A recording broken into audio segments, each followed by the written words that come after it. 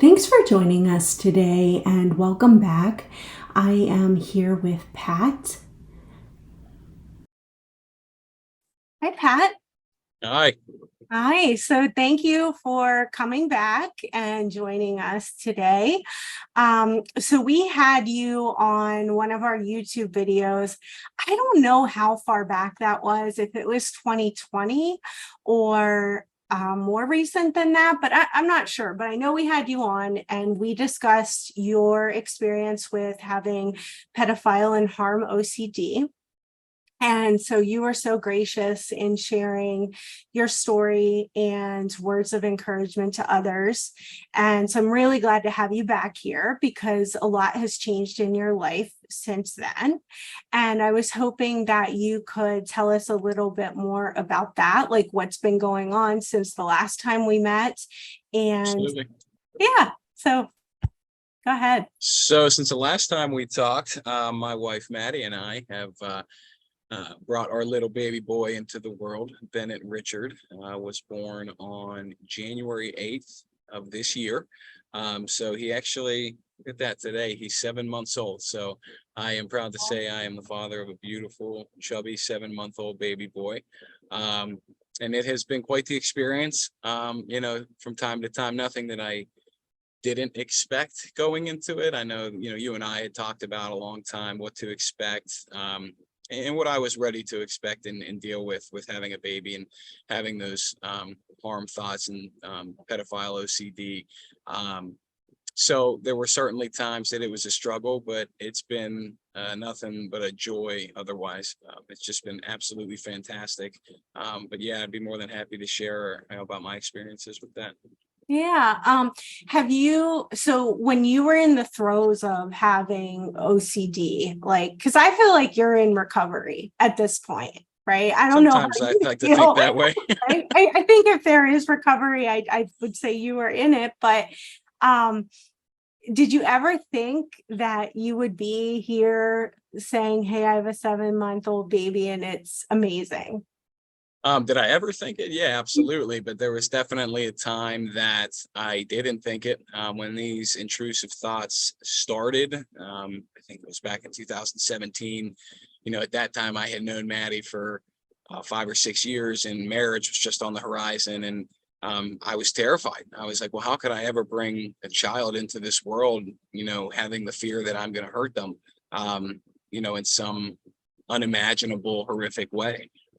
So, to answer the question, did I ever think that? Yes, but in the beginning of my, like you said, in the throes of the OCD, it was hard to imagine. It really was, but it just came down to accepting that therapy, and having, like you taught me, the acceptance of maybe not knowing what was going to happen and still working through that.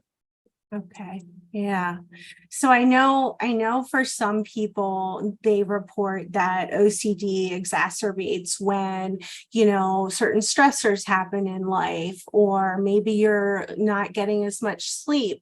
Do you feel like any of that has happened with, the birth of a baby is one of the most significant life events, right? So Yeah. has that triggered your OCD? Yeah. So I always found that stressful events, much like other people, were those triggers for my anxiety. Um, and funny enough, the baby was born, and it actually took a good several weeks before my first, I guess you would say, bouts of intrusive thoughts came flooding in.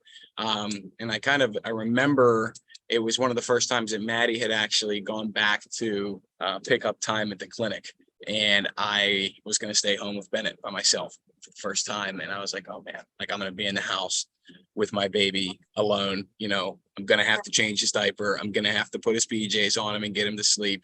And of course, when I'm doing that, yeah, those thoughts came flooding in, but it really took that education and that training that I had to just be there in the moment and accept those thoughts as just that, as thoughts. Going back to so many things that I've read, of just saying to myself, like, yeah, that, is a thought. It's there. I'm letting that be there. Is that physically possible at this time? Yes, it is physically possible that could happen. But, what was I going to do at the time? Run away from my baby and leave him sitting there on the changing table? I I couldn't do that. not for him, most importantly, and his safety, but not for my own OCD recovery and continual, like you said, recovery. Because I know how easily you can backslide too, with allowing those thoughts to win. It can certainly put you behind the 8 ball again. And that's not to say that since then I've not had bad days. I've certainly had days where sometimes I let the thoughts get the best of me and I just sit there and ruminate, and I convince myself that maybe I don't have OCD and maybe I'm the worst person in the world. But at the end of the day, I'm always able to come back to square one, accept those thoughts for what they are, and get back on the right path of recovery and having that good relationship with Bennett. That's great. I mean, I do feel like I want to say, so that people maybe who haven't seen the previous video of you, that you really engaged in doing exposure and response prevention for treatment. Yeah. And, I feel like you went all in and you really did the work. And that was so helpful to you. It was. Yeah. I mean, with different types of harm OCD that I did different types of exposures, but especially with the pedophile OCD, it came down to I think you and I, the imaginative stories, writing whatever thoughts that came into my head, writing them down, and then making myself revisit those thoughts, for a half an hour to an hour at a time. I don't want to say an hour at a time because I'm like the worst procrastinator and usually don't give myself an hour to do this. But, even if it was for 15 minutes, going into a room by myself with those thoughts, and reading them, or, I was afraid for the longest time to even go on Google because of what if I go on Google and I, try to look up child pornography. So I forced myself to go on Google and, just, be on Google random things, different sports stories, but just, making myself be there and on the search engine and knowing that, well, that's a possibility. Yeah, I could physically do that. So just finding different ways to expose myself. I know for the longest time anytime there were maybe kids around, I was avoiding the situation, whether it was church or family events, didn't want to go anywhere near cousins or nieces or anything, my goddaughter, but, made a point to just make sure, I would still give them a hug and spend time around them and not sacrifice those relationships, I guess you would say, out of a irrational fear. So right. Just putting myself in those situations as much as possible. Right. Okay. Yeah, good. I think that's helpful. Just a helpful reminder to let people know, hey, you do really have to go towards this. Absolutely. What you're afraid of. It's the hard thing to do. I think as cliche as that sounds, we learn that, in life, not just with OCD, going towards and doing things that are more difficult is what makes you stronger. And that's what makes things easier in the future. But what's easy to do right now is to, shut all your doors, turn your phone off, stay away from kids, tell your wife you never want to have children, sacrifice a potential relationship with her, and then just sit inside and worry all day.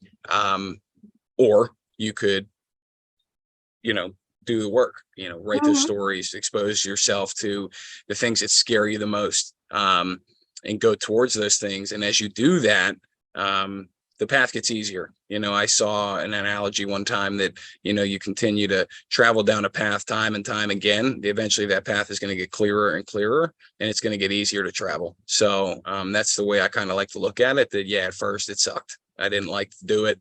It was a difficult path. It bothered me. There were many tearful nights, tearful experiences, but at the same time, it's gotten me to a point now where I feel like I have a life again. No, that's great. That's definitely an inspiration to hear.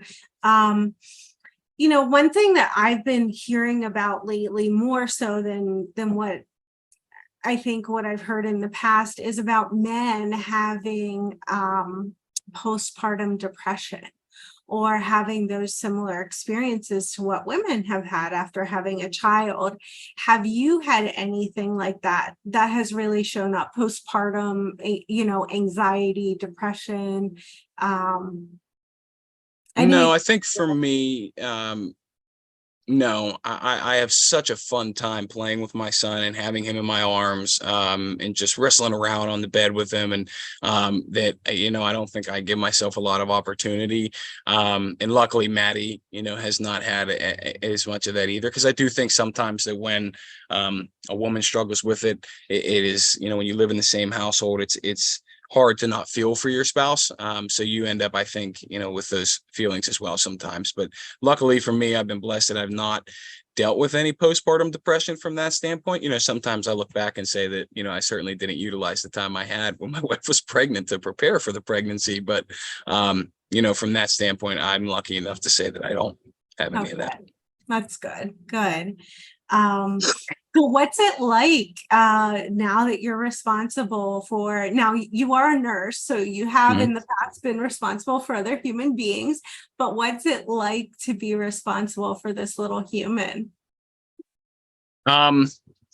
Everything that I do in my life that I used to do that didn't have someone else dictating it. And no jokes aside, obviously I was married. Yes, you have to answer to another person when you live with them, but ultimately my decisions and actions didn't directly affect Maddie. But now it's everything that we do, everything that we decide, we have to think about what he's doing, where he is, what he's wearing. Is he cold enough? Is he too hot? Is he hungry? Is he safe? I walk into the bathroom to go to the bathroom one day, I come out and he's rolled all the way across the bed, and I'm like, when the hell did you learn to roll? Right. Like, Yeah. So now it's like I can't even, walk out of the room without worrying that he's going to fall. So it's just it's getting used to a lifestyle that every decision that you make is now dependent on somebody else. I should maybe not dependent on them, but it's built around somebody else and their needs. Every plan that you make, every trip that you're going to do, bedtime, meals.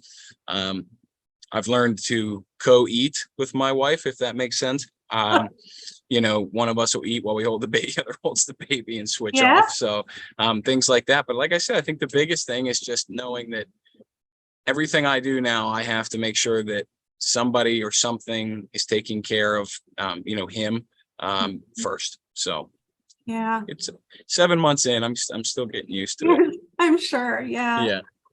Gosh. Well, I mean, like I said earlier, I think you're such an inspiration to see how far you've come. And what would you like, just to close this out, like what would you want other people that might be watching or listening to this to know or to hear from you? I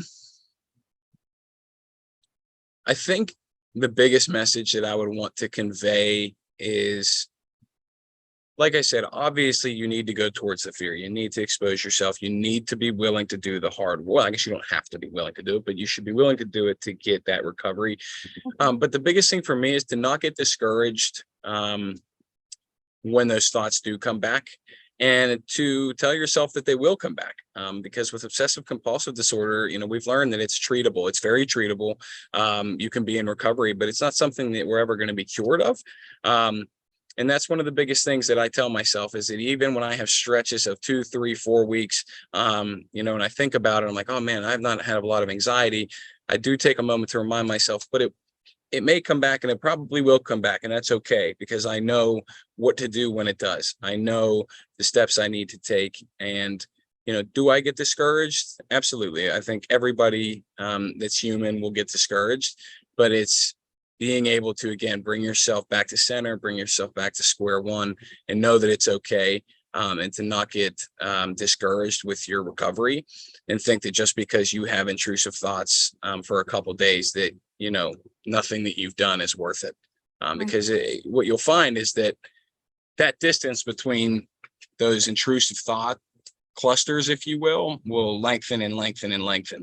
Not to keep rambling, but for example, just a week and a half or 2 weeks ago, I had a couple days where I was really in my head. I was just, in my head, am I a pedophile? What if I'm, going to hurt somebody someday? But I just continued to work at that. And again, I find that those clusters are a lot shorter and the distance between them is a lot longer. So,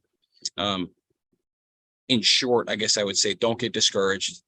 Be brave, go towards that fear, and know that that recovery is so worth it if you're willing to do the work. And so possible. Yeah, Absolutely. absolutely. So yeah. So thank you. Thanks for being here. And Absolutely. I think it's always so helpful for our, viewers or listeners to hear from other people with real lived experience. So Yeah. thank you Well, again, Pat. if anybody's in the central PA area and they're going to come out to your walk on the 7th, I plan to be there with Maddie and Bennett. I don't know where, I think he's in the house right now with Maddie. I would tell her to bring him out, but he might be napping. But, I'd be happy to meet anybody and say hello and talk to them more. So, yeah, Yeah. thank you for having me. That's awesome. Yeah. So we have the International OCD Foundation walk coming up. It is October 7th. And if anybody wants to join us, we do have information on our Instagram. So thanks again, Pat. Absolutely. Good seeing you.